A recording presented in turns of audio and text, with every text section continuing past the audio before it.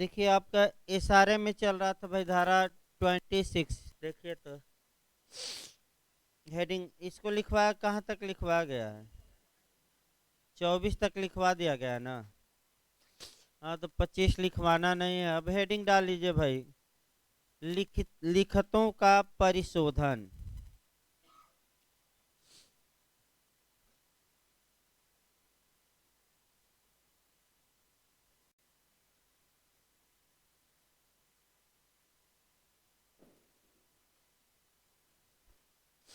लि, लिखतों का परिशोधन यानी कि रेटिफिकेशन ऑफ, रेटिफिकेशन कहा जाता है, सुधार।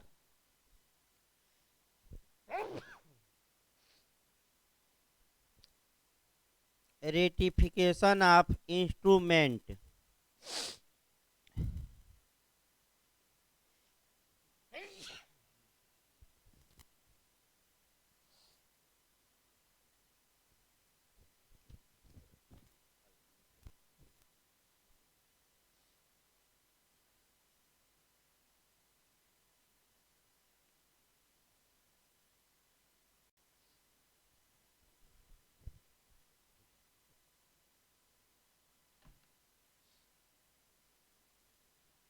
लिखिए भाई धारा 26, हेडिंग डाल लीजिए।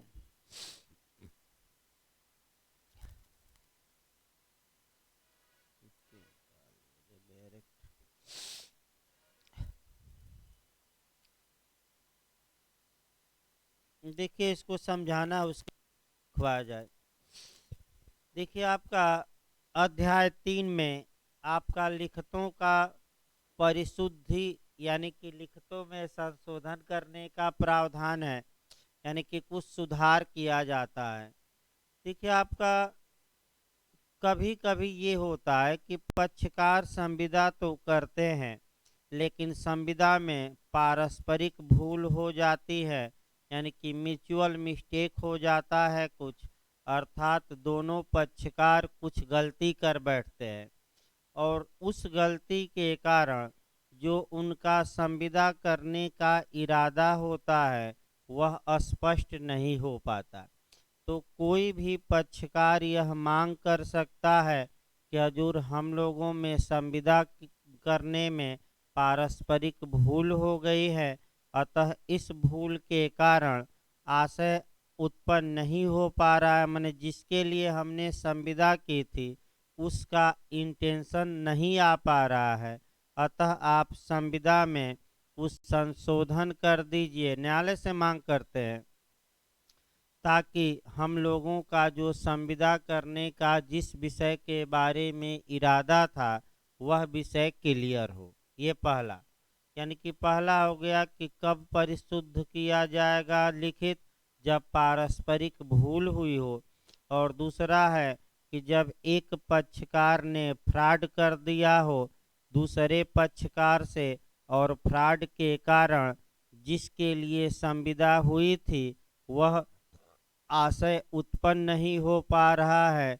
अतः जिसके साथ फ्रॉड हुआ था या कोई हितबद्ध व्यक्ति ये मांग कर सकता है कि इस संविदा में संशोधन किया जाए और आपका संशोधन करके ही इस संविदा को लागू किया जाए। जैसे कि आपका एक देखिए फ्रॉड का एक उदाहरण देखा जाए, अच्छा कि कैसे फ्रॉड आपका मने हो सकता है।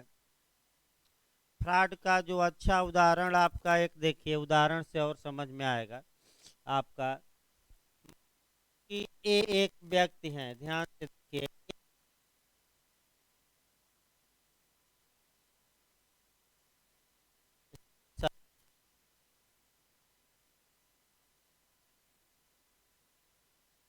एक में फ्रॉड किया करके एक गोदाम की जगह 3 गोदाम लिखवा दिया, यानी कि ने ए के साथ कपट किया था और ए का इरादा एक ही गोदाम बेचने का था, लेकिन बी के फ्रॉड के कारण जो विलेख में लिख दिया गया वह कितना गोदाम 3, और ए ने काम क्या किया था कि जो दूसरा गोदाम था और तीसरा गोदाम था वह सी को किराए पर दे दिया और तीसरे गोदाम को डी पर। तो या तो ए मांग कर सकता है कि हजूर इस विलेख में संशोधन किया जाए, क्योंकि ये फ्रॉड के कारण बी ने इसमें क्या जोड़वा दिया है, दूसरा गोदाम और तीसरा गोदाम। या हितबद्ध पक्षकार भी मांग कर सकते हैं भाई। हितबद्ध पक्षकार इसमें कौन है, सी तथा डी, क्योंकि ये दूसरे और तीसरे गोदाम को किराए पर लिए हैं। तो ये भी मांग कर सकते हैं कि हजूर हम दूसरे और तीसरे गोदाम को किराए पर लिए हैं और ए ने जब मकान और गोदाम की बिक्री की बी को तो एक गोदाम बेचा था और बी ने फ्रॉड करके कितना गोदाम रख दिया, 3। अतः इस विलेख में आप संशोधन करिए और संशोधन करके ये जो 2 गोदाम हैं जो कपट से लिख दिए गए हैं समाप्त करिए और केवल एक गोदाम को मानिए। यानी कि कुल मिलाकर एक लाइन ये आया कि अगर पक्षकारों के बीच पारस्परिक भूल हो गई हो या किसी पक्षकार ने फ्रॉड कर दिया हो और जिसके कारण संविदा का आशय नहीं आ पा रहा है, तो कोई पक्षकार या उस संविदा में हितबद्ध कोई व्यक्ति आपका आवेदन देकर न्यायालय से उस संविदा में सुधार या परिशुद्धि या रेटिफिकेशन या संशोधन की मांग कर सकता है। लिखिए इसको भाई, लिखना इतना ही है, हेडिंग डालिए। तो लिखते कब परिशोधित की जा सकेंगी, हेडिंग डालिए। लिखते माने इंस्ट्रूमेंट, यानी कि जो दस्तावेज पर लिखते हैं कब परिशोधित की जा सकेंगी। लिखिए, जबकि पक्षकारों के कपट, जबकि पक्षकारों के कपट या पारस्परिक भूल, जबकि पक्षकारों के कपट, म्यूचुअल मिस्टेक कहा जाता है भाई, दोनों पक्षकारों द्वारा भूल, कपट एक करेगा और पारस्परिक भूल मतलब दोनों, याद रखिए। पारस्परिक भूल के कारण कोई लिखित संविदा या अन्य लिखत माने जो कागज पत्तर पर लिखा गया है, कोई लिखित संविदा या अन्य लिखत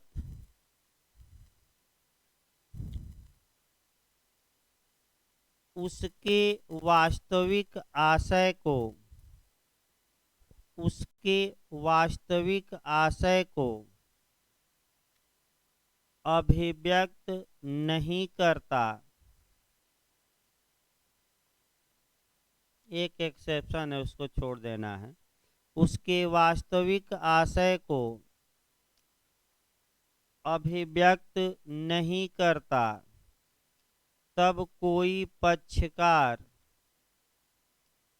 या उस लिखत में हितबद्ध व्यक्ति, तब कोई पक्षकार या उस लिखत में हितबद्ध व्यक्ति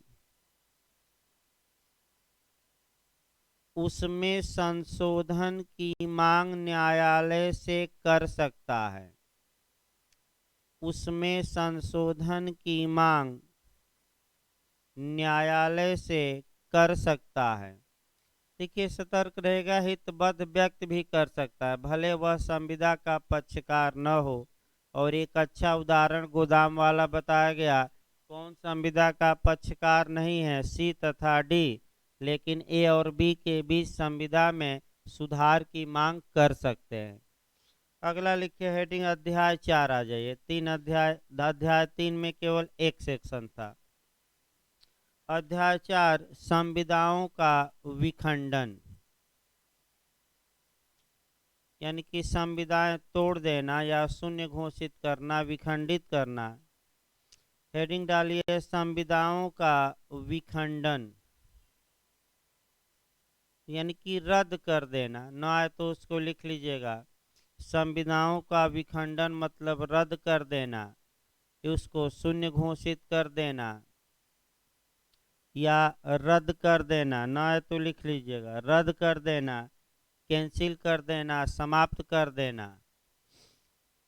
देखिए आपका भूमिका इसकी देखिए, जहाँ तक अध्याय 4 में धारा 27 से लेकर और आपका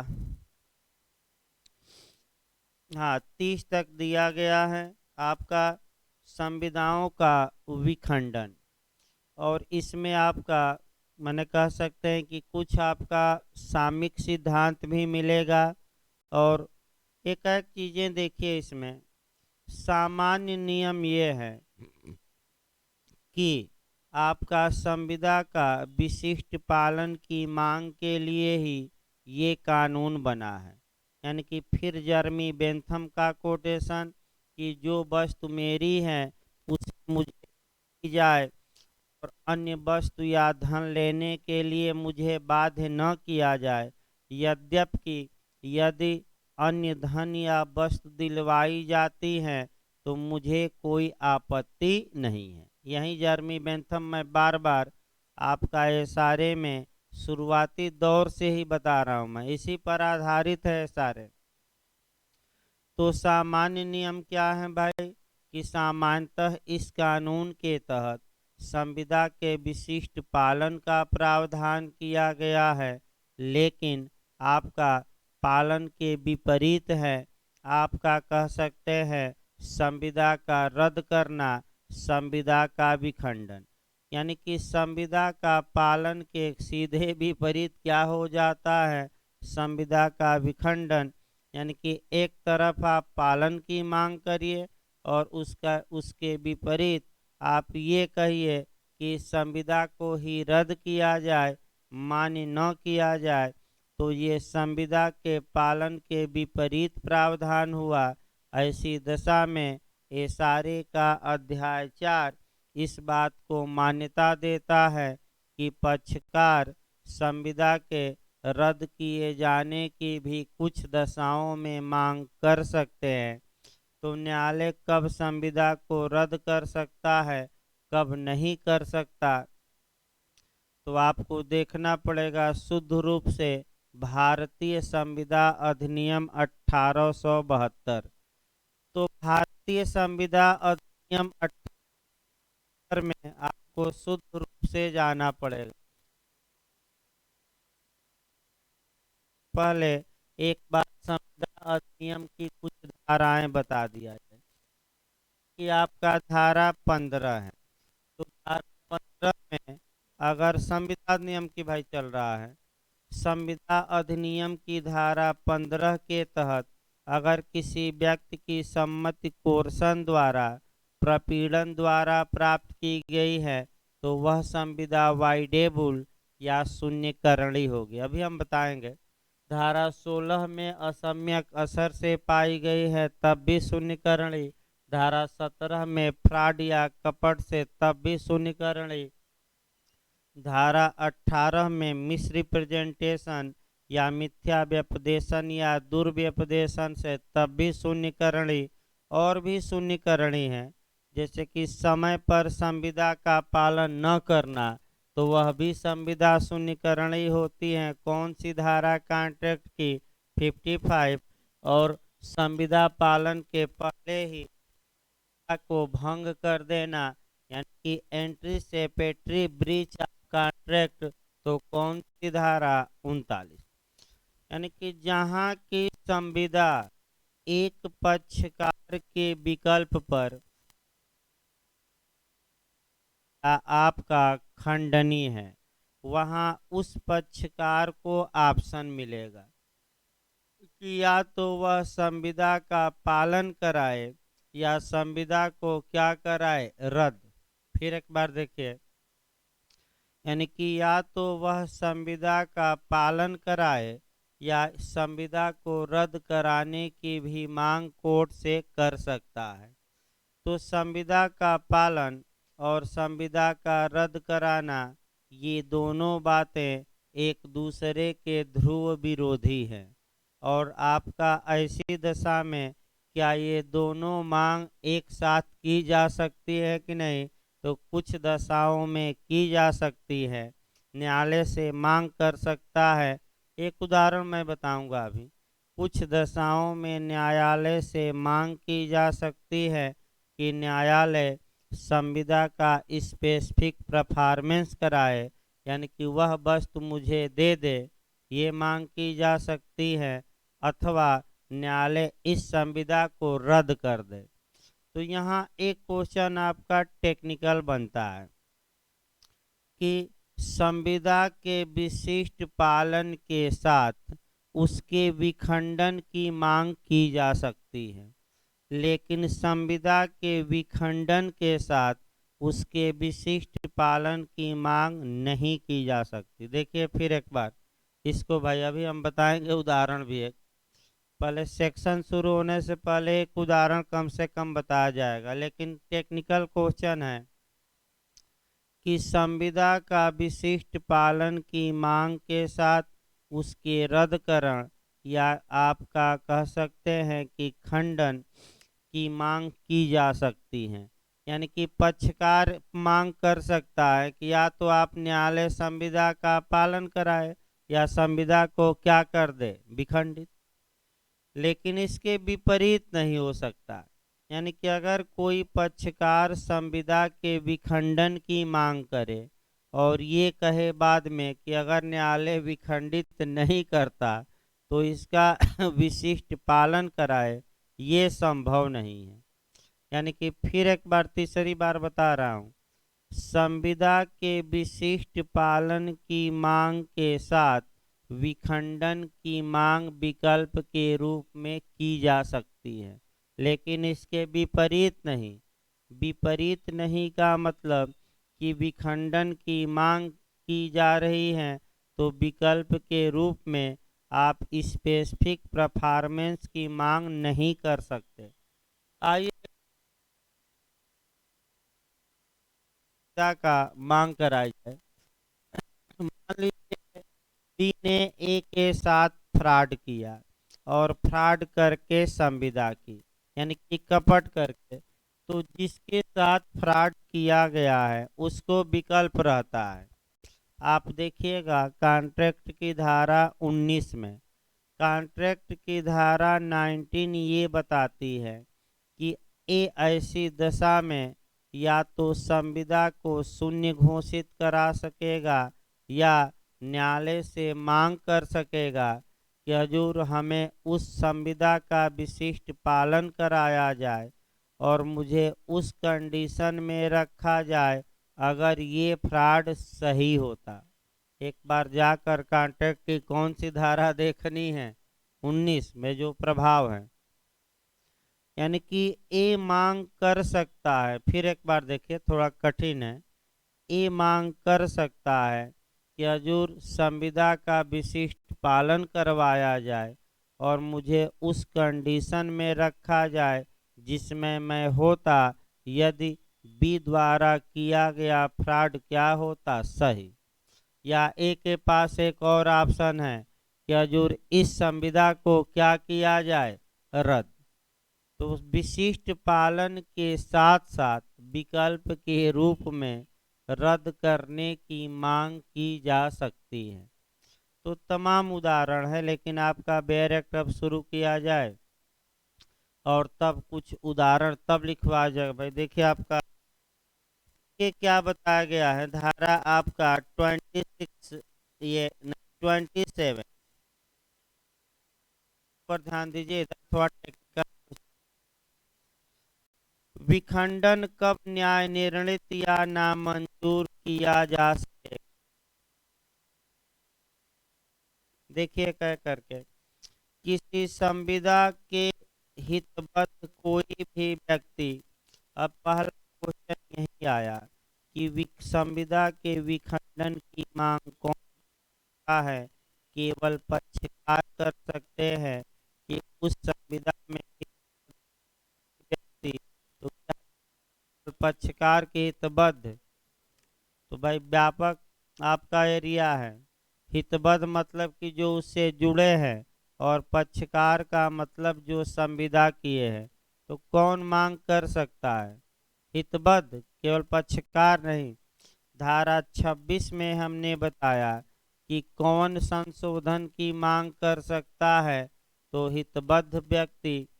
और पक्षकार ही केवल नहीं, और यहाँ भी पक्षकार भी मांग कर सकते हैं, और पक्षकारों के अलावा ऐसे व्यक्ति भी विखंडन की मांग कर सकते हैं संविदा में किसी न किसी प्रकार से क्या है, जुड़े हैं।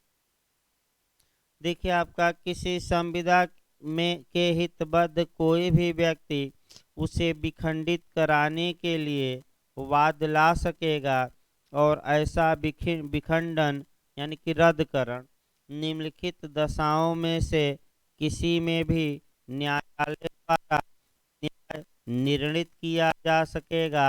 अर्थात, अब अर्थात करके देखिए आपका, जहाँ की संविदा वादी द्वारा शून्यकरणीय या पर्यवसेय है।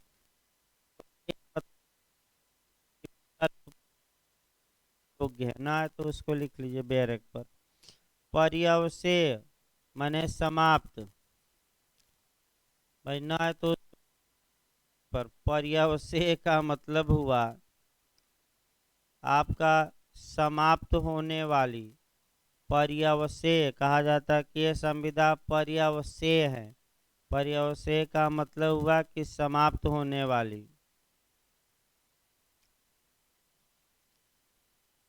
टर्मिनेट करना, समाप्त। के फिर एक बार इस शब्द को, जहाँ की संविदा वादी द्वारा शून्यकरणीय या पर्यवसेय हो,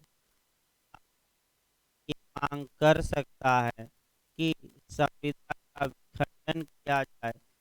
कब आपका असंविदा पर्यवसेय या वाइडेबल अर्थात शून्यकरणीय होती है, ये आपका कॉन्ट्रैक्ट में शुद्ध रूप से जाना पड़ेगा। फिर देखिए भाई, आपका बिहार जी में पूछा गया था कि वाइडेबल या शून्यकरणीय संविदा का मतलब क्या होता है। इधर आगे बैठिए भाई, आकर इधर बैठिए आगे, क्या उधर है, 3 लोग बैठिए भाई। देखिए आपका फिर एक बार समझिए, शून्यकरणीय पर एक एक उदाहरण देखिए। पहले शून्यकरणीय, फिर पर्यवसेय। पर्यवसेय का उदाहरण देखा जाएगा इच्छाधीन भागीदारी पर, एक उदाहरण देखा जाएगा। या आपका टीपीए में भी जा सकते हैं उदाहरण देखने के लिए।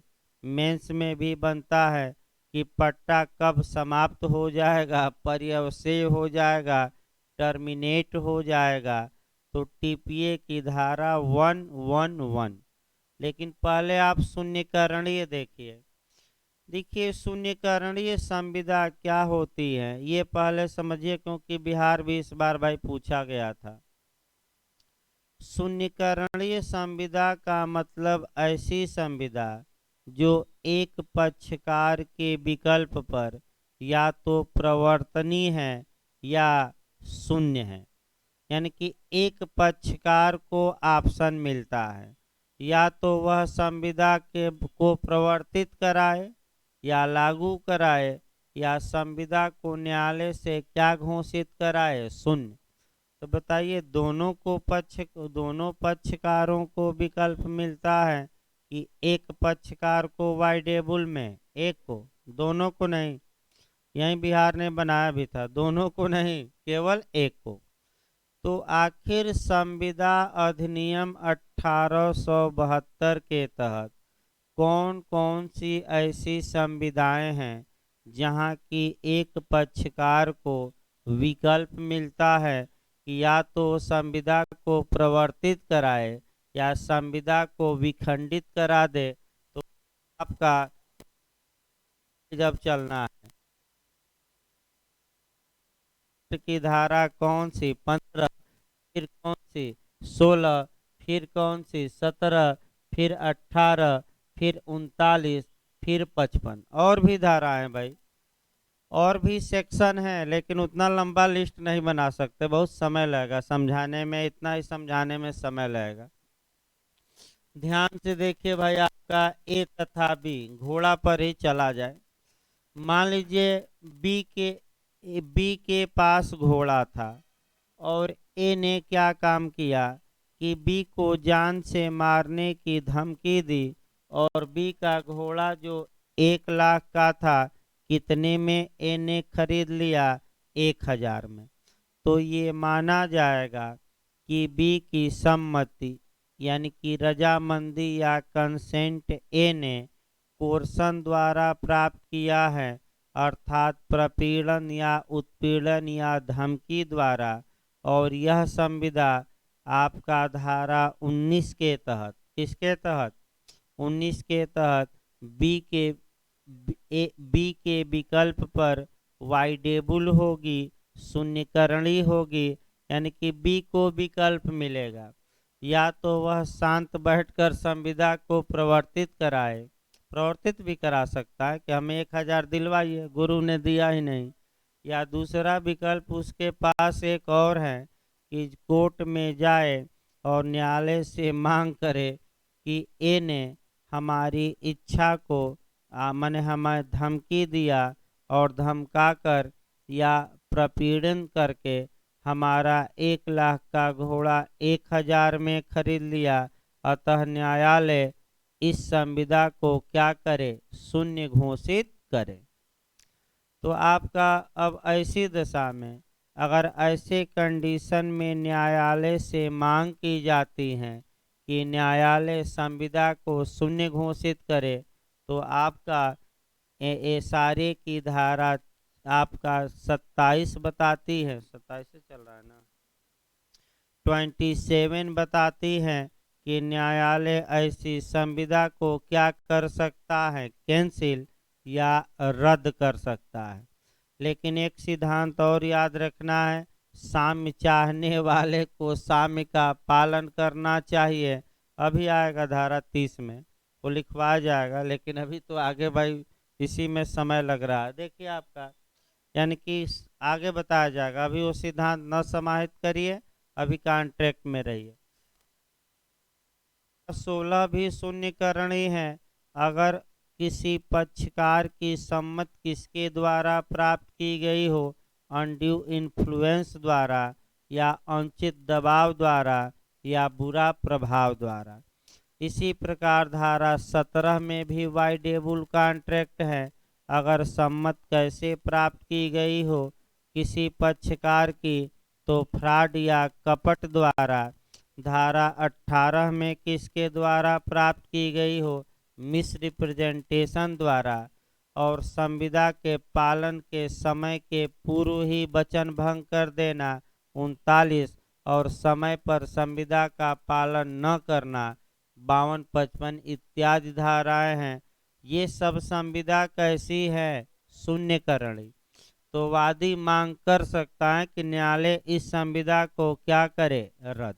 ये पहला शब्द इतना बताया गया, और भी उदाहरण है, उतना भाई संभव नहीं है लंबा जाना।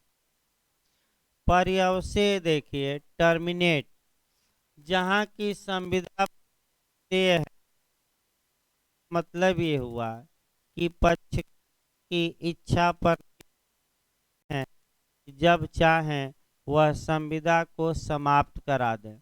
या पर्यवसे सबसे अच्छा आपका भारतीय भागीदारी अधिनियम की धारा 7 में आपका पार्टनरशिप एट विल यानी कि इच्छाधीन भागीदारी है। इच्छाधीन भागीदारी का मतलब कि जब मन करे तब पार्टनरशिप क्या किया जाए, तोड़ दिया जाए। बस उसका काम क्या करना पड़ेगा कि एक पक्षकार द्वारा दूसरे को नोटिस दी जाएगी, और जिस दिन नोटिस सभी पक्षकारों को रिसीव हो गई उसी दिन से पार्टनरशिप क्या होगी, टूट जाएगी। तो कोई भी मुकदमा कर सकता है कि ये भागीदारी इच्छाधीन है, अतः इसे क्या करे न्यायालय, टर्मिनेट करे। दूसरा उदाहरण है का टर्मिनेट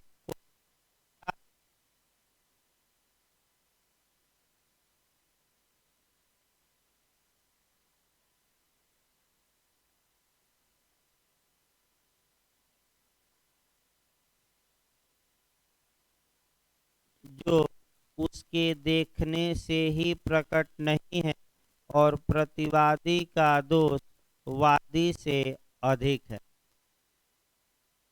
ये हुआ।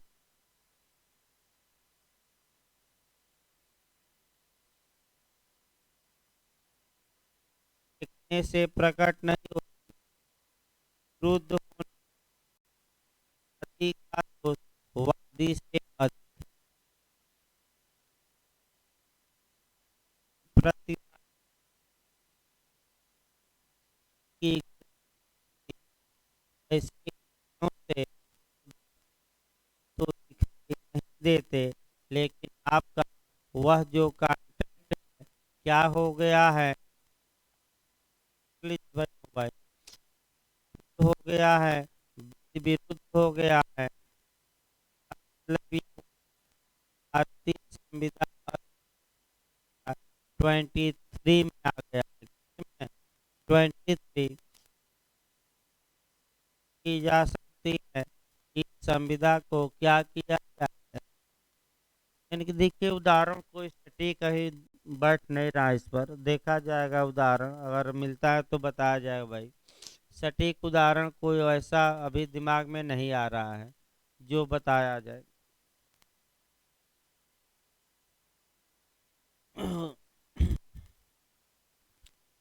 हेडिंग डालिए तो, विखंडन कब न्याय निर्णीत या नामंजूर किया जा सकेगा।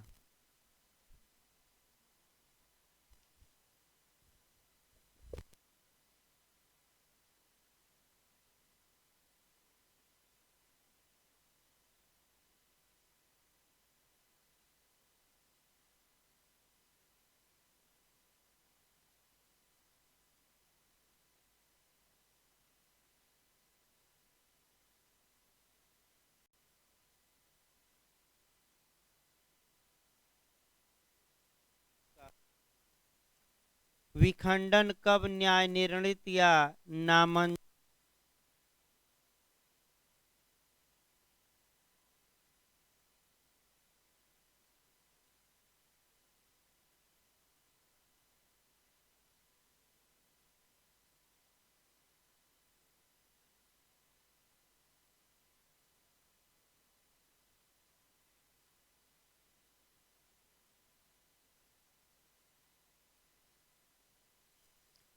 कोई व्यक्ति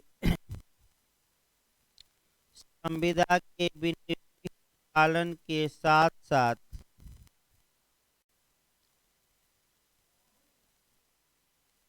संविदा के विखंडन की मांग कर सकता है। संविदा के विखंडन मैंने कि रद्द करने की विखंडन की मांग कर सकता है, लेकिन लेकिन संविदा के विखंडन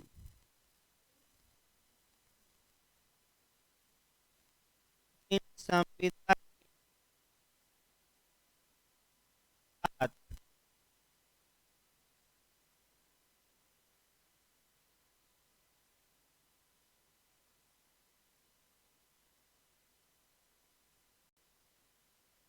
कर सकता है।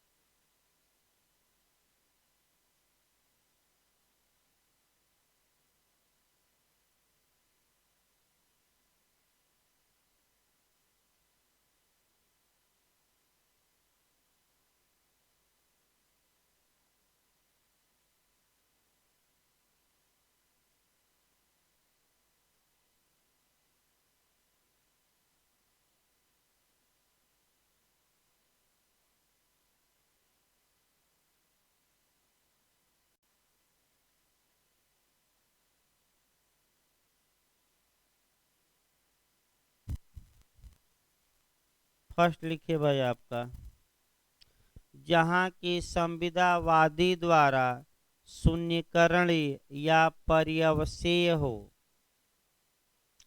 जहां की संविदा वादी द्वारा शून्यकरणीय या पर्यवसेय हो, यानी समाप्त करने लायक हो, पर्यवसेय हो। अभी उदाहरण बताया गया कॉन्ट्रैक्ट का, पर्यवसेय। सेकंड लिखिए, जहां की संविदा ऐसे कारणों से, सेकंड में लिखिए भाई, जहां की संविदा ऐसे कारणों से विधि विरुद्ध यानी कि अनलॉफुल, जहां की संविदा ऐसे कारणों से विधि विरुद्ध हो जो उसके देखने से ही प्रकट नहीं है, जो उसके देखने से ही प्रकट नहीं है,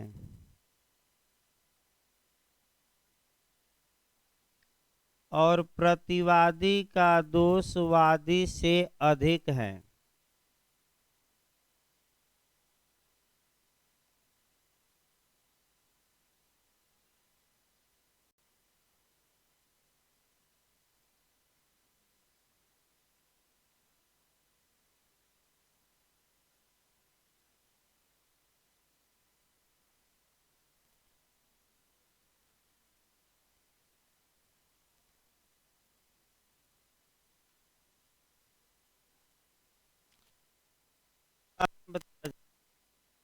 अगली धारा देखिए आपका, देखिए धारा 28, हेडिंग डालिए, अचल संपत्ति के विक्रय या पट्टे पर। हेडिंग डालिए, इसमें भी शॉर्टकट में करना है। अचल संपत्ति के विक्रय या पट्टे पर दिए जाने के लिए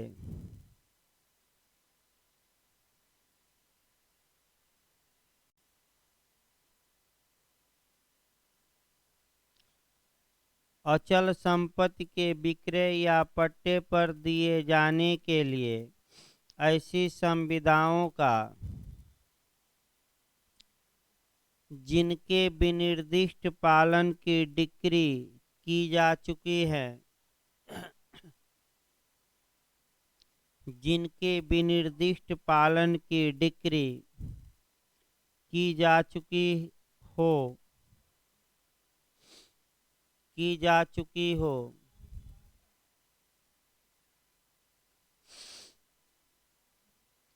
कामा दीजिए, कतिपय परिस्थितियों में विखंडन, यानी कि कतिपय मतलब कुछ परिस्थितियों में विखंडन यानी कि रद्द करना।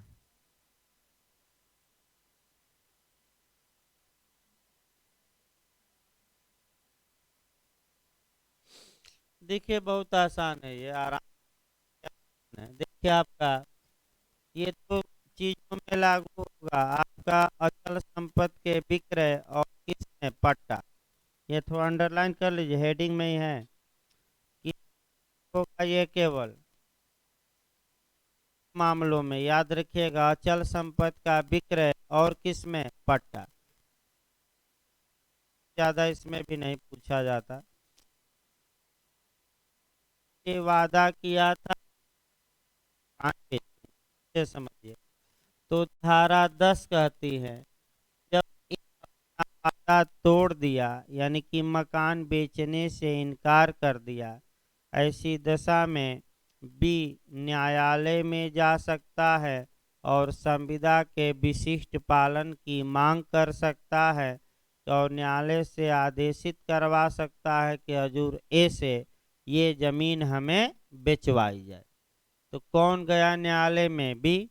और किसके खिलाफ गया? ए का संविदा के विशिष्ट पालन के लिए।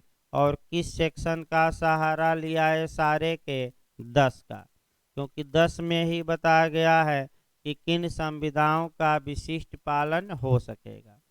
न्यायालय ने डिक्री पारित कर दी और समय लगाया और ये कहा कि हे बी, ए को तुम जो पैसा बकाया है 5 लाख रुपया दो।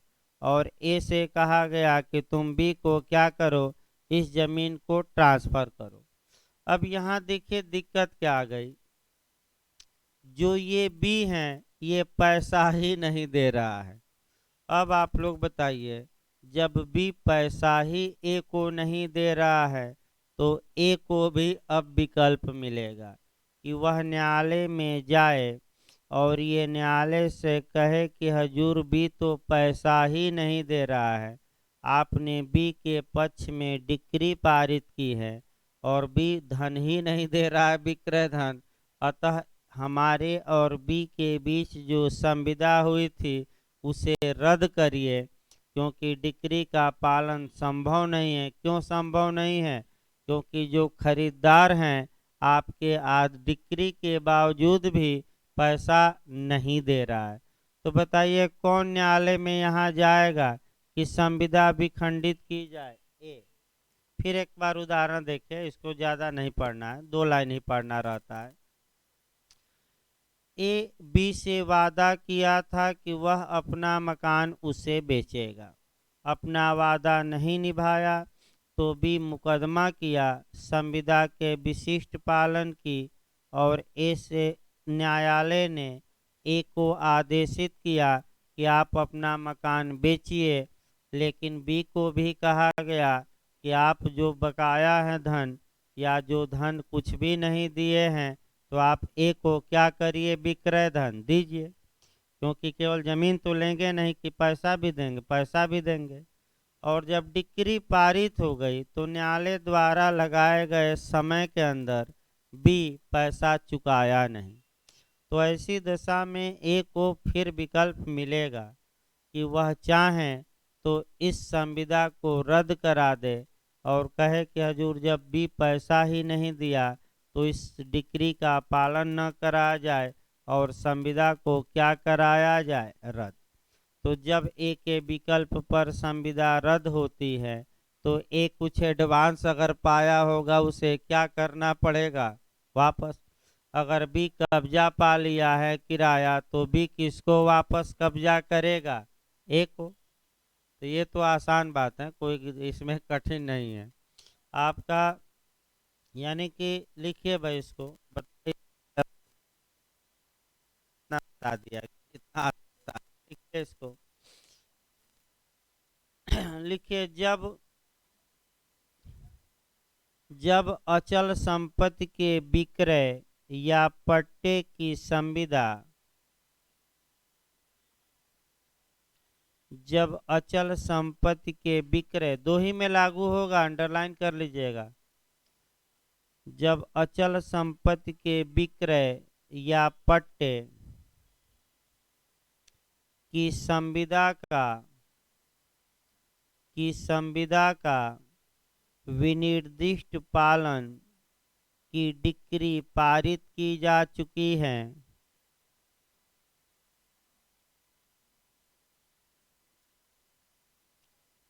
और क्रेता या पट्टेदार, क्रेता माने खरीदार और पट्टेदार माने जो पट्टा लिया है, क्योंकि दो में लागू होगी।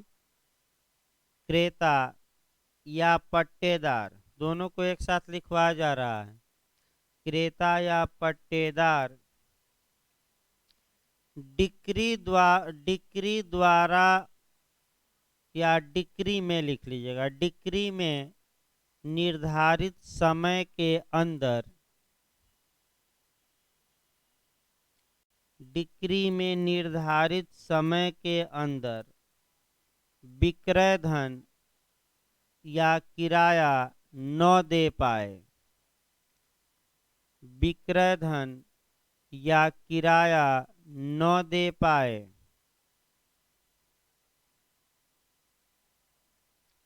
तब विक्रेता या पट्टाकर्ता, तब विक्रेता या, फिर गूगल देखिए तो एक बार वाक्य बोलिए, तो क्रेता विक्रेता उल्टा हो गया क्या? एक सेकंड भाई। नहीं, क्रेता सही है। खरीदार ठीक है भाई, आपका क्रेता ही है ना ऊपर। हाँ, क्योंकि भाई जो खरीद रहा है वो पैसा ना दे पाए। हाँ, तब लिखिए, तब विक्रेता या पट्टाकर्ता, जो मैंने पट्टा दे रहा है बेच रहा है, ठीक है, विक्रेता या पट्टाकर्ता को यह अधिकार होगा कि यह अधिकार होगा कि वह उस संविदा के विखंडन की मांग न्यायालय से कर सके, कि वह उस संविदा के विखंडन की मांग न्यायालय से कर सके।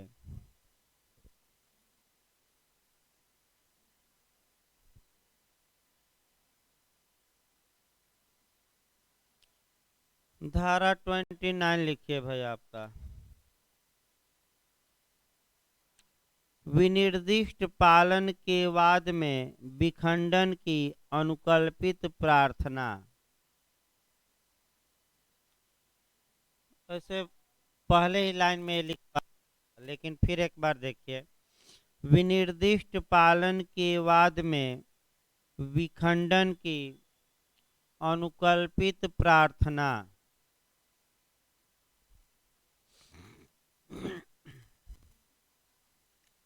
अल्टरनेटिव मांग कर सकते हैं। देखिए आपका पहले ही लाइन में बताया, निर्दिष्ट के अतिरिक्त या साथ साथ आप मांग कर सकते हैं, हर संविदा के पालन विशिष्ट पालन न न्यायालय कराए तो इस संविदा को क्या करे, रद्द। ये कर सकते हैं कि नहीं? ये उल्टा नहीं, ये पहले ही मैं लिखवा चुका हूँ कि मांग कर सकते, और अगर विनिर्दिष्ट पालन की मांग कर रहे हैं में आप किसकी मांग कर सकते हैं, आपका रद्दकरण की, तो कौन सी धारा इस सिद्धांत को मान्यता देती है? तो आपका 29। कौन सी धारा? तो अब लिखना नहीं है, इसको पहले लिखवाया जा चुका है आपका शुरुआती दौर में।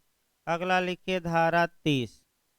धारा 30 में आपका इक्विटी का सिद्धांत समाहित है। ये पूछा जा रहा है भाई आजकल। देखिए आपका फिर बैक होकर बिहार जो जे का मॉडल इस समय है, आपका एप्लीकेशन ज़्यादा पूछ रहा है इक्विटी में। तो जिस जिस कानून में साम्य का जो सिद्धांत समाहित है, उसका आपका कर्तव्य है कि उसको उसी सिद्धांत के साथ बेयर एक्ट पर ही लिख लेना चाहिए कि आखिर धारा 30 में साम्य का कौन सा सिद्धांत समाहित है। तो पहले एक उदाहरण देखिए और तब आपका कह सकते हैं कि बेयर एक्ट बताया जाएगा। देखिए आप, गुरु चेला पर मैं कई बार बता चुका हूं, लेकिन फिर एक बार उदाहरण देखिए। एक गुरु है और बी चेला है। गुरु ने चेले की इच्छा को डोमिनेट किया, अधिशासित किया, दबा दिया और अनुचित फायदा या अनजस्ट या अरीजू फायदा उठाया। यानी कि 1 लाख का घोड़ा कितने में खरीद लिया गुरु ने? 1000 में। तो आप लोग बताइए, संविधान है कि किसके विकल्प पर शून्यकरणी है? बी के। तो बी के विकल्प पर है, तो धारा आपका 27 27 है ना भाई? हाँ, धारा 27 के तहत भी मांग कर सकता है कि या तो इस संविदा का प्रवर्तन कराया जाए या इस संविदा को क्या कराया जाए, विखंडित। या केवल विखंडन की मांग कर ले, कोई दिक्कत नहीं है, या केवल विशिष्ट पालन, या केवल किसकी, विखंडन।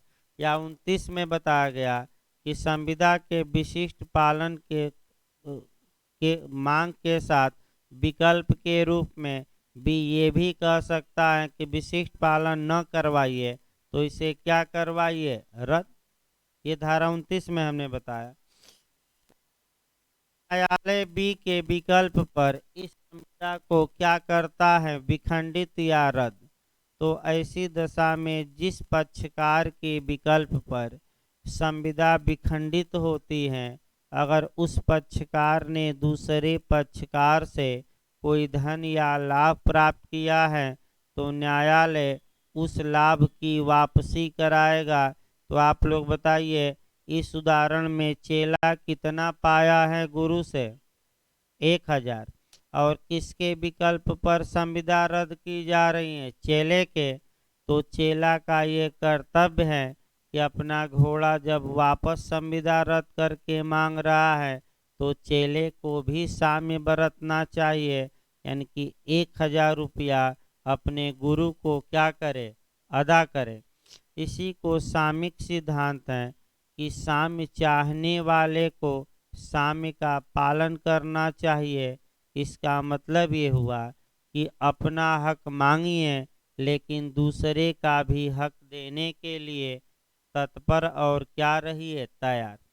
ये नहीं हो सकता कि आप घोड़ा मांगिए संविदा रद्द करके और कह दीजिए कि गुरु जी को मैं 1000 वापस नहीं करूँगा, तब इक्विटी आपकी कोई सहायता नहीं करेगी। यानी कि अपना हक मांगिए लेकिन दूसरे का भी हक देने के लिए तत्पर और क्या रहिए, तैयार।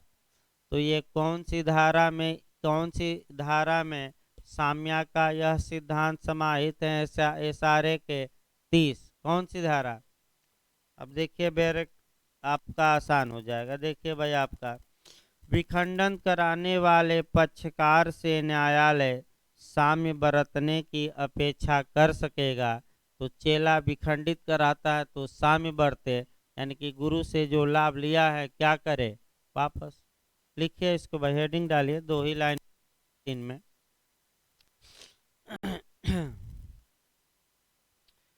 हेडिंग डालिए, विखंडन कराने वाले पक्षकारों से, विखंडन कराने वाले पक्षकारों से न्यायालय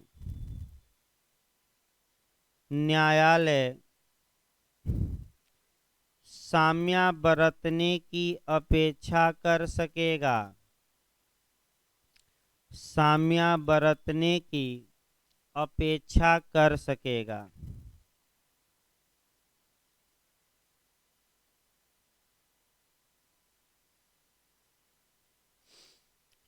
लिखिए 2 लाइन, तब सिद्धांत लिखवा जाए। लिखिए, जिस पक्षकार के विकल्प पर कोई संविदा शून्य घोषित की गई है, जिस पक्षकार के विकल्प पर, जिस पक्षकार के विकल्प पर कोई संविदा शून्य घोषित की गई है,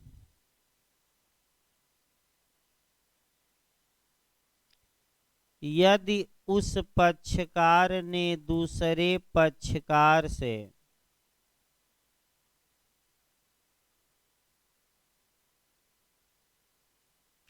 यदि उस पक्षकार ने दूसरे पक्षकार से उस संविदा के तहत कोई लाभ प्राप्त किया हो,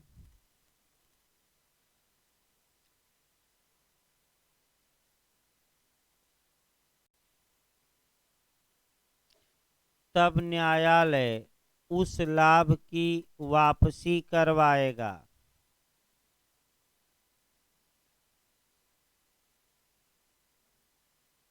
तब न्यायालय उस लाभ की क्या करवाएगा, वापसी। पैराग्राफ चेंज करके लिखिए। तो इस धारा में साम्य का यह सिद्धांत समाहित है कि,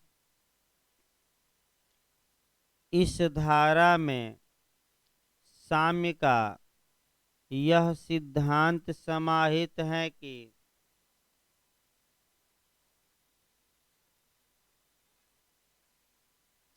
साम्य चाहने वाले को साम्य का पालन करना चाहिए, साम्य चाहने वाले को साम्य का पालन करना चाहिए।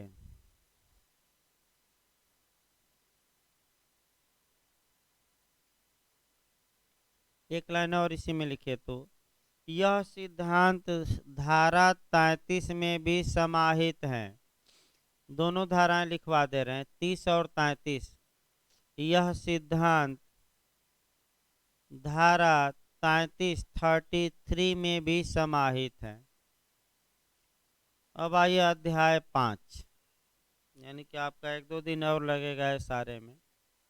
आपका घोषणात्मक डिक्री 1 दिन लगेगा, व्यादेश 2 दिन लगेगा, उसमें समय लगता है। 42 धाराएं लिखिए भाई। अध्याय 5, लिखतों का रद्दकरण, कैंसिलेशन ऑफ इंस्ट्रूमेंट। पहले समझिए उसके बाद लिखिएगा। मैंने दस्तावेज को क्या किया जाए, कैंसिल किया जाए। तो क्या न्यायालय दस्तावेज को कैंसिल करने का आदेश दे सकते हैं कि नहीं, और कब दस्तावेज भागतः कैंसिल या रद्द की जाएगी, और जब दस्तावेज रद्द की जाए तो जो व्यक्ति लाभ पाया है वह लाभ को क्या करे, वापस। तो सबसे अच्छा उदाहरण गुरु चेला पर समझने का प्रयास करिए। इस उदाहरण को हम चलाएंगे और रद्द कराएंगे, यानी कि अभी खंडित कराई जा रही थी, अब दस्तावेज को ही क्या कराया जाएगा, कैंसिल। सबसे अच्छा उदाहरण है, देखिए आपका ए बी, ए गुरु था और बी चेला था। तत्पश्चात इसमें लिखित संविदा हुई। ध्यान समझिएगा, लिखित लिखित संविदा होती है, और लिखित संविदा के तहत क्या रहता है, घोड़ा गुरु को बेचता है। 1 लाख का घोड़ा है, और कितने में बेचा है, 1000 रुपया में।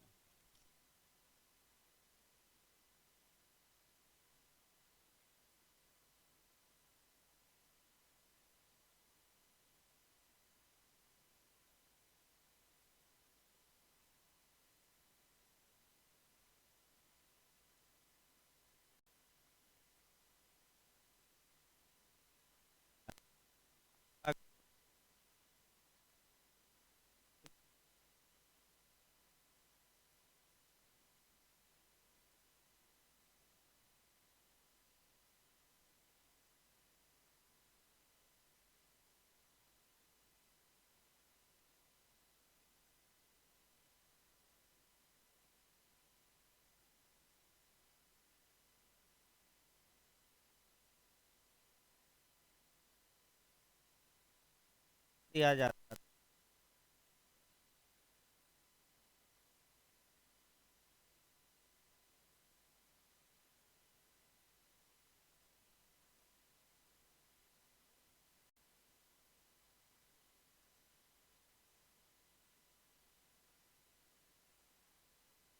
ठीक है।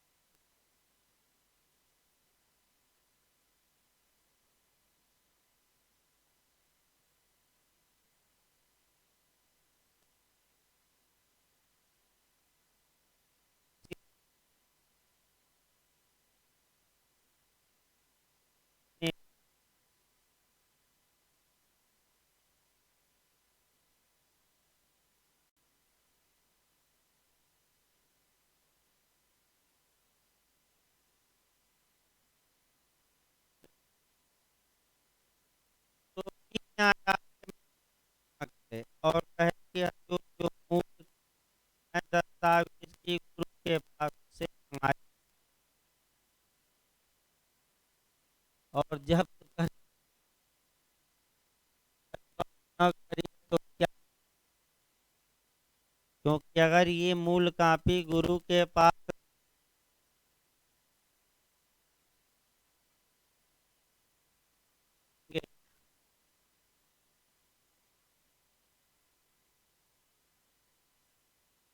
ये दस्तावेज से हम हमारा क्या हो जाएगा नुकसान। अतः दस्तावेज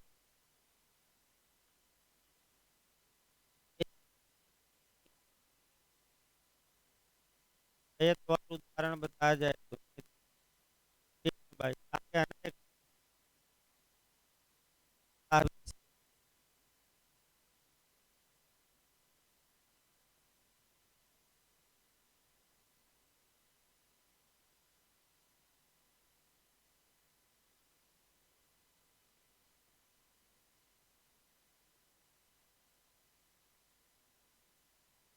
भी की जाती भी के चेले के, तो चेला ने जो फायदा उठाया था वह फायदा को वापस करने के लिए हम 1,000। तो चाहने वाले का क्या करना चाहिए, चाहने वाले इसमें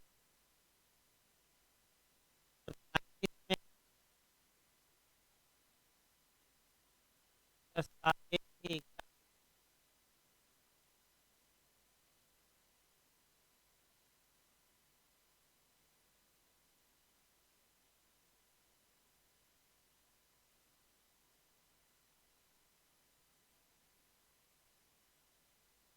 कैलकुलेशन घोषणात्मक कि आपका रद्दकरण कम आएगा।